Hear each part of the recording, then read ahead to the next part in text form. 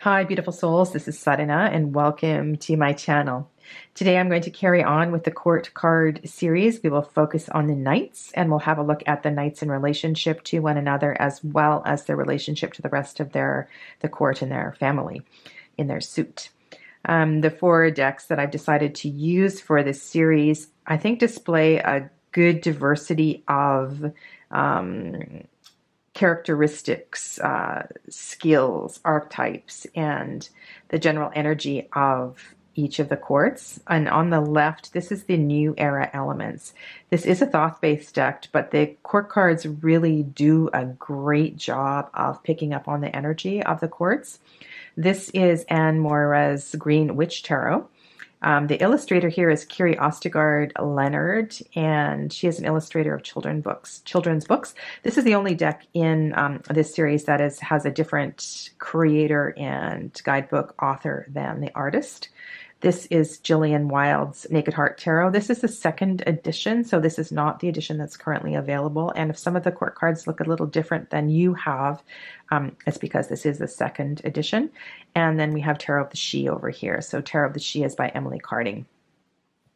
So let's begin with the Knight of Air. And the Knight of Air is a double air element, which, in contrast with some of the things I discussed in the Pages video, this is a very unstable element. So we have air fueling air. And so this knight has the tendency to either be very much in his head, completely in his head, or can, what do I want to say, very lofty ideals and anything that feels anything but ungrounded. I'm just referring to a blog that I wrote last week following a crystal workshop that I did. And here are some of the characteristics which I feel you might not necessarily see in these knights here, but when these knights come up in a reading and they're reflected back to you, some of these things might speak to you. So either feeling rushed, busy, scattered, overwhelmed, or possibly on the verge of a breakdown. You live for Fridays. You are prone to tripping over nothing, dropping things, or just generally being challenged with navigating your space. You often feel cold or cold in your extremities. You sleep poorly. Fatigue is your norm. And stress is beginning to manifest in a number of physical ways, perhaps on your skin or in your joints. You'd rather not go outdoors, and that might either be related to being too much in the mental aspect, so too much in your head, or because of the cold in your extremities, you don't want to go outside.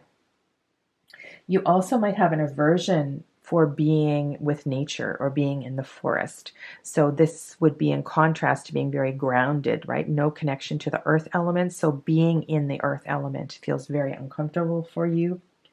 Generally, you feel spaced out, heady, lofty, whatever word you want to use. And also, this is something to consider. And I think this is very characteristic of not only the son of air, but also the king of air too. And that is that you feel above certain things. So you have this kind of, and I mean you, when these court cards are being reflected back in a reading for you, this might resonate with you. And that is that you feel above others. You have this kind of superiority complex. You do not see your weaknesses. You do not see your faults. You feel like certain things you don't have to deal with because it has no relevance for you. And the other thing, which seems not connected at all, but it would connect to the loftiness, and that is an oversensitivity to technology and being very aware of your sensitivity to everything from crowds, music, modems, microwaves, all that kind of stuff. Or you simply drive way too fast. And just that rush that you feel from driving fast kind of, you know, fuels this, right? So you also perhaps really love airplanes and you love to travel and that kind of thing, because this is your comfort zone. Your comfort zone is in Ayurveda, it's called Vata. And yeah, you probably don't like root vegetables. You probably prefer, you know, lighter food. You probably like junk food as well too. Um, so all of those things, perhaps, you know, not all of them, but there may be some of them that, you know, resonate with you when these nights, or particularly this night, appears, because he's the double air night. And those characteristics will come up with some of the other nights as well too. So we have this real kind of intellectual aspect, which I did talk about with the page, but with this son of air, it's developed a little more, and he's starting to feel quite proud of himself. You know, this definitely, he's not a rooster, but he knows he's smart, and he can be quite cocky about his intelligence. I love what Emily Carding has done here with the blue and the birds. And so, as you're aware, birds often represent the element of air. And it's become too much here. You can see that she has closed his or her ears, kind of to tune out all of this that's happening on the outside. And that is really, that can happen. And you know, I was saying, like, being too sensitive with technology and sound is really affecting you, and maybe the aversion to music. And this would also indicate a shift, right?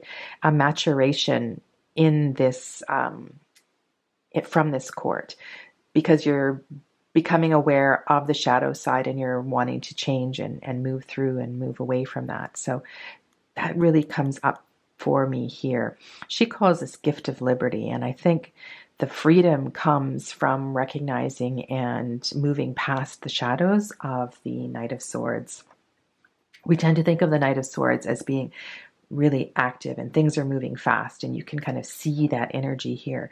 So for sure, you know, you get that. And I mentioned like airplanes and travel and driving fast. These are all characteristics of the Knight of Swords. And he is so very, very different than the other knights in that he doesn't seem to care too much about other people. You know, very, very self-centered. I would say the most self-centered, you know, of all of the knights. And here we have the Knight of Cups, which we'll talk about in a bit. But this is very definitely a step up from the Page of Cups, but there is a real willingness to explore the emotions here. And that is definitely not the comfort zone of the the Knight of Air. The Knight of Air might woo you with amazing language, but it will not be the poetry of the Knight of Chalices. And then here we have the Knight of Wands.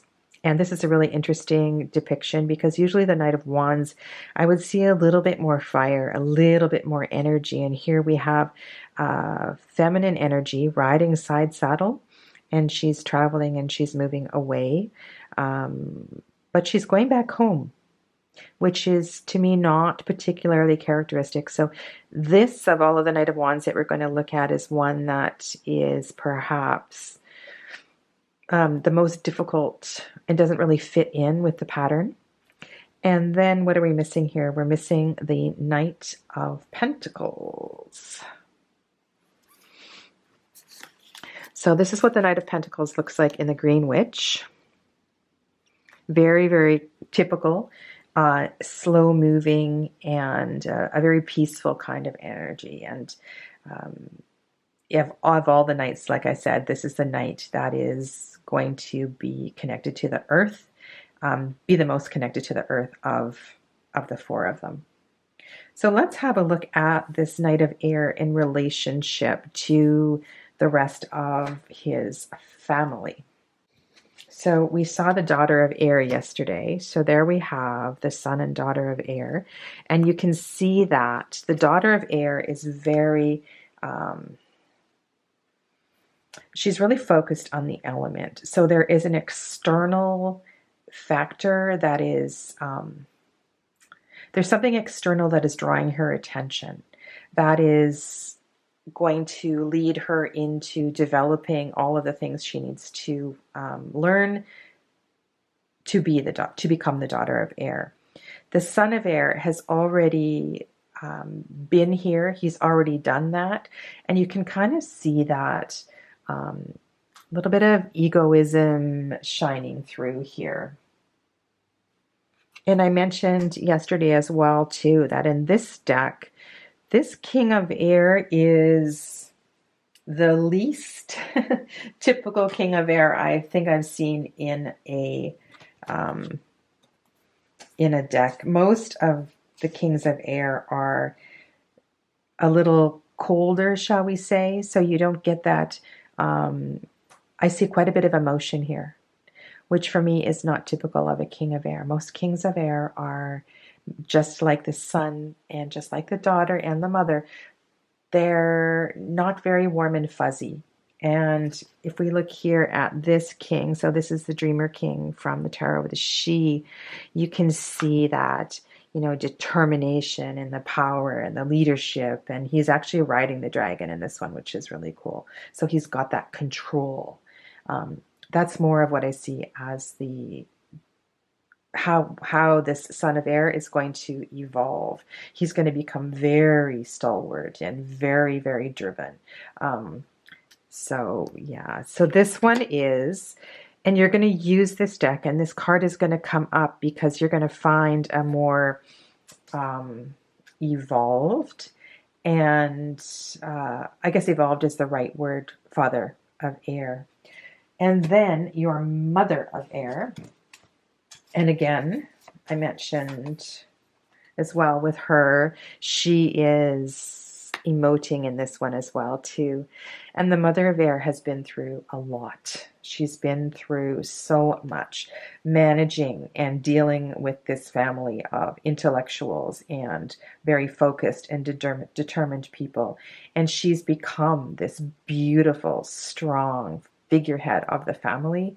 And again, most of the time you won't see her with this much emotion on her face, but she is one of the strongest, most reliable queens in the court. And yeah, this is just, she's just depicted really, really beautifully here.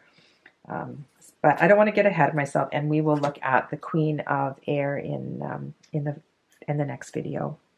So yeah, so that's kind of what the son of air looks like in relationship to the rest of his family. I want to go now to the son of fire, because this is a really tricky night to kind of wrap your head around, because there are so many layers to the son of fire.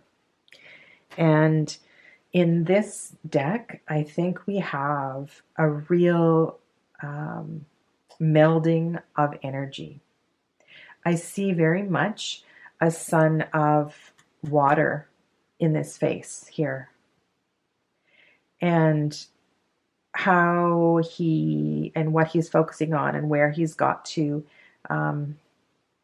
and why the artist chose this particular facial expression and everything for the son of fire. I'm going to raise a lot of questions about that, because he is, I want to talk about addiction. I want to talk about excessiveness and all of those kinds of things. So here we have the Gift of Spirit, the Warrior Prince from Tarot, the She. I showed you this one already. So here's the Knight of Wands from the Green Witch. All right, and then we have the Naked Heart, the Youth of Wands. So there's so many things to talk about with the Knight of Wands. And if we go back to the element of air, and the element of air that is fueling the fire. And so what can happen with the Knight of Wands energy is that things get really out of control. So what happens if air fuels fire? The fire gets out of control. We have a forest fire, we have arguments, we have a lot of anger. And so this is definitely going to be the shadow side of the Knight of Wands, but also that air fueling the fire is going to make him very, very adventurous, and he's going to take a lot of risks. And so perhaps that's where the artist was going with this, was that these risks are taking him into, places of danger that can get really, really uncomfortable. That's why I kind of see the addiction here. And the addiction for me is more a Knight of Cups kind of thing, because the element of water is related to the second chakra, to the Swadhisthana chakra. And that's kind of where we look at addictions. But there's something about this card here that kind of makes me think about that. So I just wanted to bring that up. This is your super sexy knight as well too. Like, he's going to be really, really passionate and a tremendous young lover and that kind of thing. So you're going to feel that energy. And so whether this is a more feminine or a more masculine energy, you're going to have that kind of passionate feeling. And unfortunately, this Knight of Wands is it just doesn't do it for me. So we should perhaps have a look at a couple other decks, and maybe you'll understand what I mean better. This is so much fun. I just love playing with cards and pulling out cards. Okay, so here is this super strong macho Knight of Wands from the Grand Circus one. Look at this Princess of Wands. Like, she's so sexy and confident, right? You really kind of get that energy there. So that's from the Druid Craft. In the Marielle, you have this kind of panther energy, right? So it's really, you can see the fearlessness of nothing else in that particular night. And then in Sasarai Bito, right, you have this very cocky, macho kind of Knight of Wands energy. So that's really what I see in the Knight of Wands that is missing from the Green Witch. It looks way too docile. And I'm wondering why the artist chose to, and it might say in the guidebook, but it's been a while since I've read it, why the knight is heading home, because usually the Knight of Wands is heading off on an adventure. So let's have a look at let's go to the Tarot of the She and have a look at the Warrior Prince in relationship to the rest of his or her family. So here we have the Warrior Princess, which you saw in the previous video. And the Warrior Princess is the gift of courage, and here we have the gift of spirit. So they really are sister souls, brother souls, looking to adventure and to really kind of quite literally taking the bull by the horns. You can see that the fire energy has definitely amplified in this card compared to this card. So we have the connection of the earth, and here we have fire fueling fire. So way more action, way more activity in the Warrior Prince than the Warrior Princess. And then the Father of Fire, which is the double fire element, right, is all fire. There's no blue, there's no earth color. I mean, we do have a little bit of green here, but you really see, like, he looks like the sun. He is the sun. He is fire, the double fire. And then the Mother of Fire, who can be a lot like her son. She is extremely charismatic. She is the life of the party. She is the one that everybody gravitates to in the room. She's got that beautiful energy that just people love to be around. And here in this card, you can really see that she is not out of balance at all, like her husband. Like her husband. You know, these aren't necessarily people. These are energies that are being reflected back. And I don't know if I've said it today, but I will repeat it. And that's that these 16 energies of the quartz are, you can't experience them in isolation. They are and can be reflected back in part or in whole at any given time as aspects of yourself that you need to do some work on. And so when they come up in a reading, rather than focusing on, is it somebody else or is this actually me? You should be focusing on why is this energy showing up right now? And what is it about this energy that I am not aware of, or I need to work through, or I need to be with at this time? You know, what am I missing in regards to that? So there's definitely a sense of, way more of a sense of balance with the Warrior Queen than there is with the Warrior King. All right, so let's move on to the next Knight. And we'll have a look at the Knight of Cups next, because there is a little bit of relationship between the Knight of Cups and what I see here in this Knight of Fire. Have a look here at the Sun of Water in this deck. We have everything that I was saying about addiction is not really reflected in the Sun of Water. This particular Sun of Water is drawn to reflect all of the positive qualities of the Sun of Water. And so when you have a deck that focuses on one side or the other side, it's really important that in your study and in your practice, you really get to know all of the qualities of the Sun of Water. And they really are a reflection of one another. So here we have the element of water being fueled by wind, right? So what is the result of that if it gets out of control? And here we see it in a very calm, you know, the storm is definitely calm in this picture. So Sun of Water, and here is the Dancer Prince. Here's the Youth of Cups. And here's the Knight of Chalices. Okay, so again, we have lots of overlapping and different kinds of qualities that can be, you know, discussed with the Knight of Cups. Definitely he's the emotional one, so he's the one that's going to write you the poetry. And if you remember back to the page video, right, so the more artistic qualities are going to shine through here. So you will perhaps get a painting or a poem or something like that from this Knight. He's also the one that's connected to magic and mystery, and this deck here does that really well. We have the standing stone circle here, and we see that connection. We've also got this magical kind of energy reflecting from the cup, and also the horse, right? Looks like he is connected to magic as well too, just by the type of horse that the artist chose to draw. So we have that, as well as a sense of flow and freedom. So if you think of the element of water is not stagnant, it's always moving. It takes on the shape of whatever container it is in, so it can be contained, unlike the air element, right? So the Knight of Swords is less containable, shall we say, than the Knight of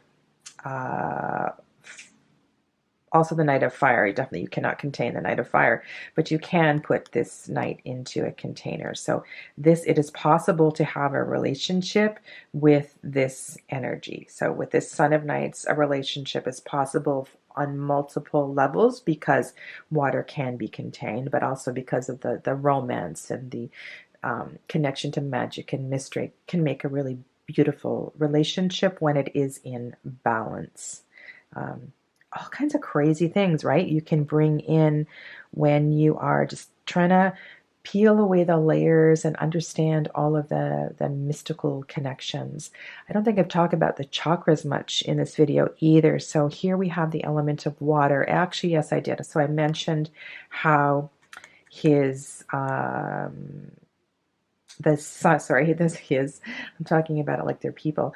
The sun of fire in this suit reminded me more of the shadow aspect of the sun of water in relationship to addiction and the second chakra. So if we're looking to the shadow side of the element of water, that could result in addiction, but not necessarily addiction with drugs. It might be addiction to anything, sexuality comes up. Something about that here feels um, like something you should be really cautious of, or looking for affirmation, looking for validation through sex. So that is something that might come up with this particular energy out of balance. I love the flowy energy that you see here on the Youth of Cups. And that gives you a very different perspective than over here with the Tarot of the She, Gift of Passion. And this is a very different passion than the Knight of Fire. You'll see here he's kind of hiding behind the tree and not quite as forthright in sharing his passion. He might be a little bit guarded with that. It is, it can be really, it can take more time to get to know the Knight of Cups than it can to get to know the Knight of Fire. Let's look at the Knight of Water in relationship to the rest of his family. I think I showed you this one yesterday with the page video. So this is quite an interesting evolution, how through the exploration of the gift of water and everything that it represents, we have this evolution from the gift of passion to the gift of wisdom. And this king leader is able to be with and not necessarily control. This is very much like a strength card, that the beautiful oneness of the energy. And so the Dancer King has really come through amazing transformation to get to this level. And he is out front, right? He's not hiding.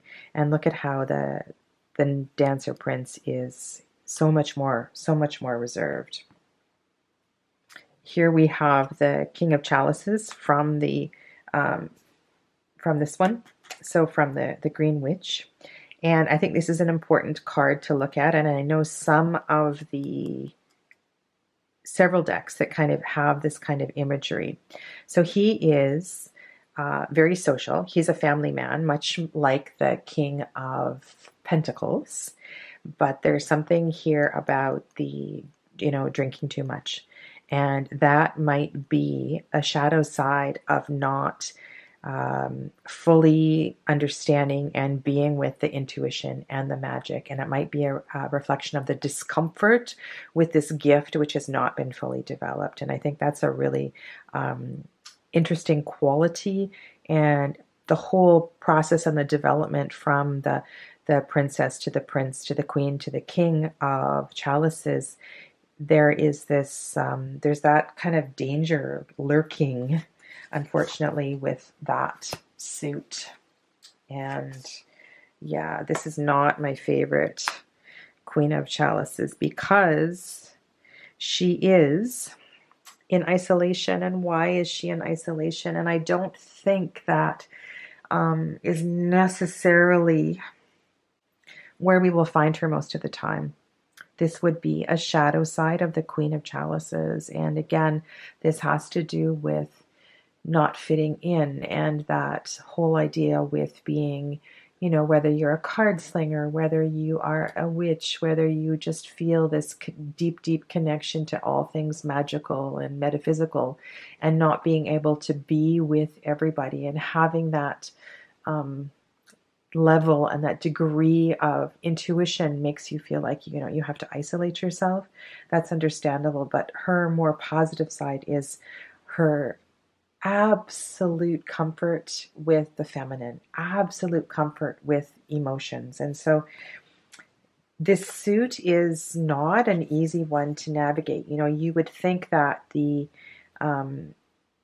suit of swords is one of the most difficult to navigate, but it's not. This suit of water is a very, very tricky one. And here's the page of chalices, which you saw in the previous video. So a much younger and more naive version of the Knight of Chalices. All right, then we move on to the Knight of Pentacles. As I said before, this is your knight that is connected to the earth.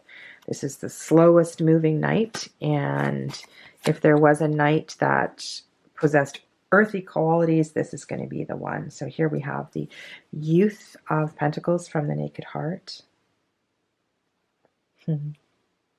I haven't talked about the animals in the Naked Heart. I believe I talked about the panther in the page video. So in the Suit of Pentacles, in the Naked Heart, we have a buffalo or a buffalo calf, depending on the age, and the buffalo becomes, of course, older and wiser as it grows in the suit. And so we have this equally earthy and magical being representing the Suit of Pentacles in the Naked Heart. And I think Jillian did a brilliant job in choosing animals for the courts in this deck. This Son of Earth is not at all. So here's another example that I think is not really well done. This kind of reminds me of Malfoy in Harry Potter. This looks more to me like a Son of Swords than a Son of Earth. And so this one, understandably, could be a very tricky card to read, and you would definitely be relying on the title at the bottom of the card. To me, he's definitely drawn showing more of his air qualities than his earthy qualities, especially as well because he has blonde hair, which tends to be more of a air color than an earth color. Over here we have the Maker Prince. The Maker Prince is in the forest, connected to the animals, connected to nature, which you would expect. And he's walking, he's not on a horse. If the Knight of Pentacles is on a horse, it tends to be more of a slow-moving kind of energy. And you'll often see the Knight of Pentacles drawn on a turtle, which I think is absolutely brilliant. So of all the knights, again, this is the most earthy, most earth-centric, most grounded, most connected to family.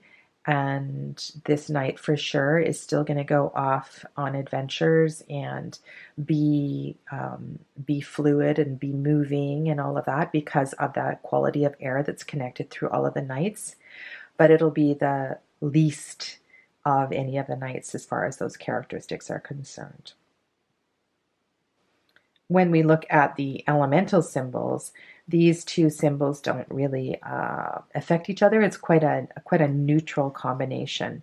That's why he is more stable and less active. While the buffalo can charge ahead at full speed and there could be a stampede, the sheer weight and solidity of the animal really represents its connection to the earth. And you can also see aspects of its timidity. The buffalo or the bison appears to be hidden in the branches or hidden in the flowers or hidden in the trees. And that might be a quality that shines through. This court is going to be close to home. They're going to stick together. They're going to know where each other are. They are going to not stray too far from the herd.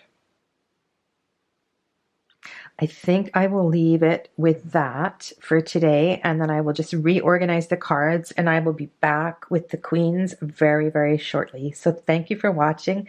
Let me know if you have any questions or there's anything that I missed. I'd be happy to go back and revisit the knights in that case. Stay well. Namaste.